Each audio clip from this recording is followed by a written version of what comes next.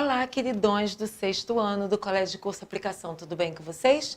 Aqui, professora Adriana de Artes, para a gente falar de uma outra manifestação artística, uma outra linguagem artística que é super importante para a nossa cultura, foi se transformando ao longo dos séculos, que foi o teatro, certo? Que é o tema 3 do nosso livro 1. Vamos lá? Então, o livro de vocês já abre com essa imagem, com essa cena teatral, que é a cena da peça Flauta de Tupã, da Companhia Cuca de Teatro, dirigida por Jorge Mascarenhas, de 2015. Observa bem nesses personagens. Esse aqui, olha, o personagem de Pan, um dos personagens principais da peça. Veja bem como ele está caracterizado. Ele tem uns chifres na cabeça, um corpo de animal, está com a flauta na mão. Observa bem essas meninas aqui do lado dele. Como é que elas estão vestidas, né? Com umas roupas esvoaçantes, os cabelos grandes. Vamos ver, só aqui para vocês. Pan foi um deus da mitologia grega que era responsável pelos bosques, pelos animais, pela vida na floresta de uma maneira geral. E ele passava os dias, né, passava suas horas dançando com as ninfas, que aqui na nossa peça, né, nessa nossa imagem, estão representadas por essas meninas. E ele estava sempre tocando uma flauta. Por isso que ele é associado à música. E tinha a forma de um bode, já que ele era o deus protetor dos animais, tá?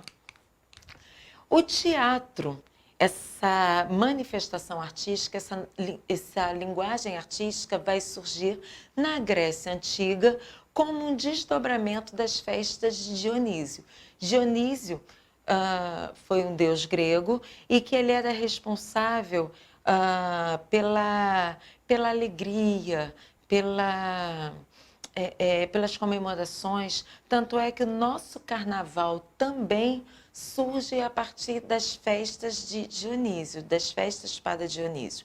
Eu quis trazer essa imagem de Dionísio para vocês num vaso grego, porque uma das grandes fontes de pesquisa e de estudo sobre a história da mitologia grega, a história do cotidiano, a história da caça na Grécia Antiga, através dos vasos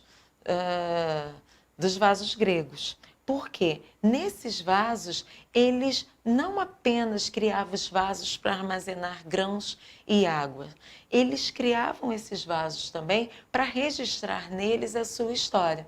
E olha só que interessante, no Egito Antigo, essa história era registrada na parede. Na Grécia, você também teve essa história registrada na parede, mas sobrou muito pouco para a gente ver. O que sobrou, o que a gente consegue ter como registro para pesquisa, são os vasos gregos. E aqui vocês observam que o desenho já mudou do Antigo Egito, certo? Vocês ainda têm alguma coisa um pouco parecida à posição da figura humana, mas você já vê que esse olho, aqui, ó, esse olho já está caminhando, né, para frente, do rosto. Você já consegue perceber mais detalhes no rosto que você não tinha no Egito Antigo, né? Uma maior preocupação com a representação do corpo humano. Aqui nós temos uma releitura. O que vai ser uma releitura, pessoal? É você pegar algo que já foi inventado, né, nas artes, e você pegar o essencial disso que você vai fazer a releitura, pode ser pintura, teatro, música, dança, escultura, arquitetura, e colocar alguns elementos novos. Nós vimos na imagem do artista contemporâneo egípcio que ele pegou algumas imagens, ele fez uma releitura naquela imagem mural que nós vimos, ele fez uma releitura de uma cena de trabalhadores egípcios registrados nas pirâmides e acrescentou novos elementos, desenhou alguma coisa diferente, certo? Então aqui nós temos uma releitura da peça de um escritor grego chamado Eurípides. O nome dessa peça é Hércuba, que foi dirigida por Gabriel Vilela em 2012. Eu queria que vocês reparassem bem nessas máscaras que estão cobrindo os rostos dos personagens. Algumas máscaras, elas estão, vocês veem aqui, muito parecidas, ao desenho da boca que muda, mas elas estão representando o sentimento desses personagens. Que tipo de sentimento é esse? Alegria, tristeza? Observa bem os olhos, as sobrancelhas, a boca, que aí você já tem uma dica. E veja bem que essa personagem aqui, ela não está usando uma máscara como os outros, mas ela está usando máscara ao pintar o seu rosto de branco. Ah, esqueci aqui. No livro de vocês, eles destacam algumas coisas bem importantes. Então, quem são as ninfas? Nós vimos, né? São as companheiras de Pan, né? E elas são divindades mitológicas gregas que habitam nas florestas. O que é um coro numa peça de teatro grego? Vai ser um grupo que vai representar em uníssono. O que é isso? Todo mundo falando ao mesmo tempo o texto teatral. A gente tem que pensar que na Grécia Antiga não tinha microfone, né? Não tinha como você ampliar o som. Então, uma das soluções era um grupo de pessoas falarem ao mesmo tempo o texto do personagem, certo? Você tem a tragédia. As peças de teatro grego, elas eram divididas em tragédia e comédia. Na tragédia, que a gente tem ideia hoje, no nosso tempo, de tragédia ligada à morte. Mas nessa época a tragédia estava ligada à tristeza, tá? Então, eram peças em versos com personagens ilustres ou heróicos, cuja ação provocava no espectador o terror ou a piedade. Ele geralmente falava da história dos heróis, envolvendo os heróis, e esse herói com algum conflito com as divindades. E a comédia, como o próprio nome está dizendo, para a gente rir, né? A função dela era fazer você se divertir. Por quê? Através das cenas cômicas, das cenas engraçadas, dos costumes dos personagens, tá? O teatro grego, falei para vocês que não tinha som nessa época, e eles precisavam resolver esse problema de acústica. Então, qual foi uma das soluções? O coro, que a gente já viu, um grupo de pessoas falando ao mesmo tempo a fala de um personagem, e a outra questão era organizar esse espaço físico, essa arquitetura, nas encostas dos morros. Por quê?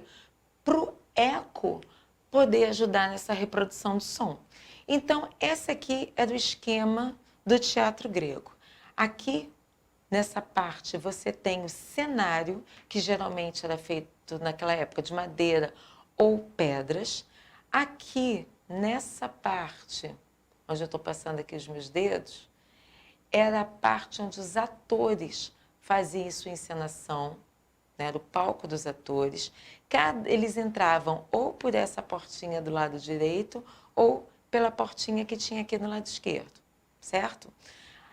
Esse círculo que tem aqui no meio, geralmente era um palco para eles fazerem as suas oferendas aos deuses, que as peças de teatro elas eram bem longas, tinha as histórias, tinha o culto aos deuses, tá? E nessa parte aqui também ficava o coro, que era esse grupo de pessoas que repetia todo mundo junto a fala do ator, e ficava a orquestra, que era um grupo de músicos que ia dando o tom do que estava acontecendo ali durante a peça. Vocês estão vendo aqui essa arena aqui parecendo um estádio de futebol? Tá? Por que eu estou falando que parece é metade do estádio de futebol, porque tá um em cima do outro, né? Uma coluna de uma carreira, melhor dizendo, de bancos, um em cima do outro, mas de uma maneira que quem estiver em cima não atrapalhe a visão de quem está na frente. E veja bem como esse teatro era organizado de uma maneira que quem estivesse aqui, olha, nesse último banquinho, tá? Sentado nessa última parte aqui, ele não atrapalharia e ele teria a mesma visão do que estava acontecendo de quem estivesse sentado aqui mais na frente, tá? Essa aqui é uma ruína de um teatro grego. Deixa eu só passar aqui. Então aqui nós ainda vemos o cenário de pedra. Olha os arcos aqui, os arcos românticos, a gente vai falar um pouquinho deles mais lá na frente. Aqui nós temos a parte que eu falei do palco, dos atores, né? Atrás desse cenário ficava a coxia, que a coxia era onde os atores, né, trocam de roupa, aguarda a sua entrada em cena. Aqui nós temos a parte onde eram feitos culto aos deuses, onde ficava o coro e a orquestra, e aqui nós temos a arquibancada, certo? Esse aqui que eu estou mostrando para vocês era um teatro, e aqui nós temos um outro teatro grego. Então a gente começa a observar que essa estrutura do teatro não tinha num lugar só, né? Espalhado pela Grécia Antiga. As peças gregas, né, já falei isso para vocês, que eu falava sobre o drama, que é da tragédia, ou as comédias para poder rir. E eles precisavam usar as máscaras para representar os personagens.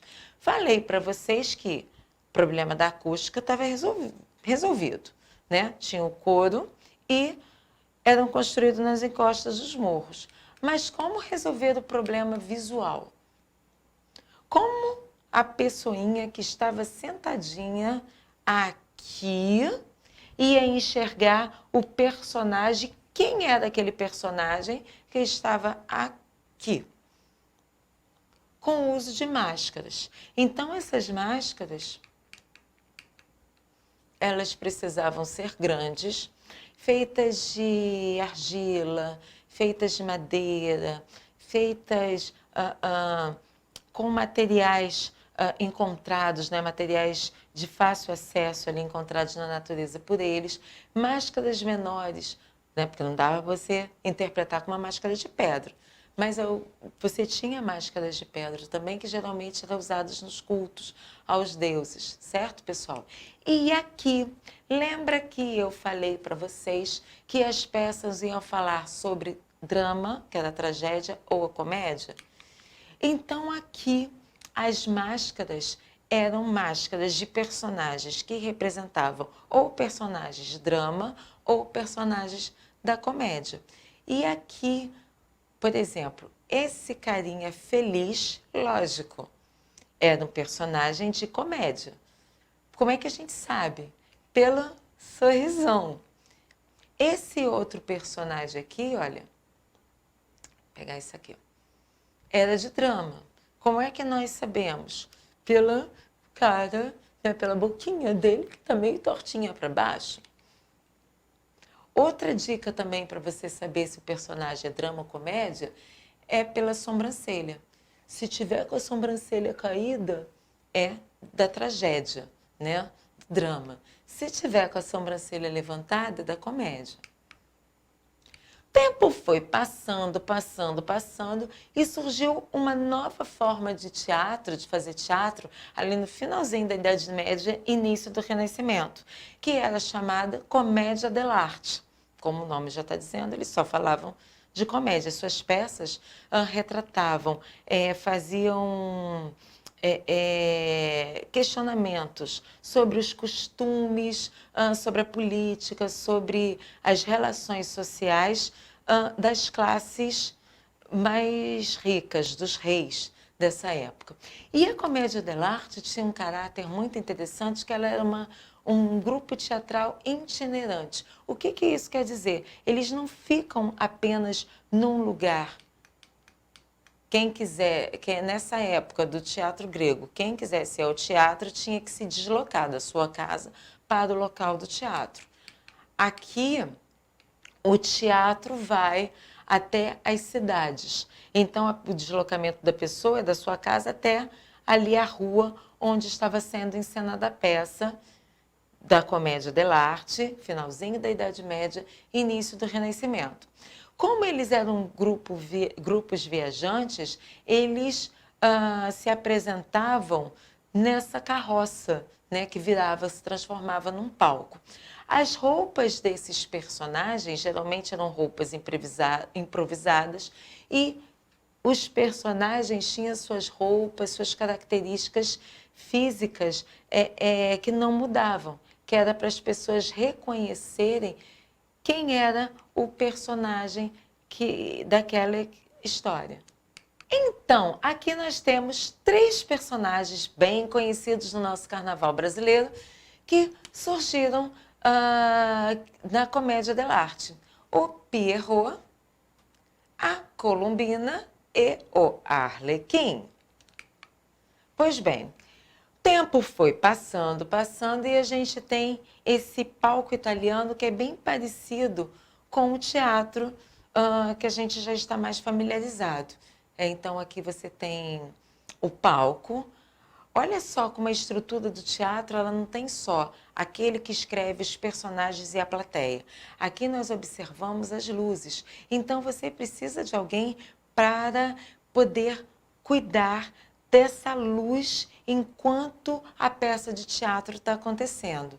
E a plateia aqui. Você não tem só o iluminador, você tem o cenógrafo, que é quem vai construir a cenografia, você vai ter o operador de áudio, que vai cuidar toda a parte de som, você vai ter o figurinista, que vai cuidar dos figurinos, dos personagens. E observa que aqui nesse teatro, no palco italiano, ainda tem aquela ideia da Grécia Antiga, das cadeiras serem organizadas de modo que a segunda cadeira é mais alta que a primeira, a terceira mais alta que a segunda, que é para não atrapalhar a visão, né? Vamos lá para o outro lado do mundo? Aqui tem uma cena do teatro no, que é o teatro japonês. E uma coisa bem interessante no teatro japonês, que os músicos, eles ficam em cena, enquanto o personagem está se apresentando. E aqui no nosso país nós temos o teatro de mamulengos. O que são mamulengos? São esses bonecos molinhos, né? Os mamulengos, eles podem ser os bonecos articulados de mão, eles podem ser os bonecos articulados, né? Através de uma estrutura mais complexa, com varetas. E no nosso trabalho nós vamos fazer o seguinte: Dionísio foi o deus grego que está relacionado com o teatro grego. Faça uma pesquisa aí, a gente já descobriu a vida de Dionísio, certo? Mas vocês vão fazer uma pesquisa sobre quem foram esses deuses gregos que eu coloquei aqui. Máximo 3 linhas, gente, coisa bem simples, tá? Para cada um. Se for possível, você pode adicionar uma imagem para cada um desses deuses gregos. Se você tiver algum problema na impressora, tiver dificuldade para tirar xerox, pode usar sua imaginação e pode desenhar. Quem são esses deuses que vocês vão pesquisar? Zeus, Apolo, Hera, Atenas, Afrodite e Cronos. Tá bom, turminha? Beijos!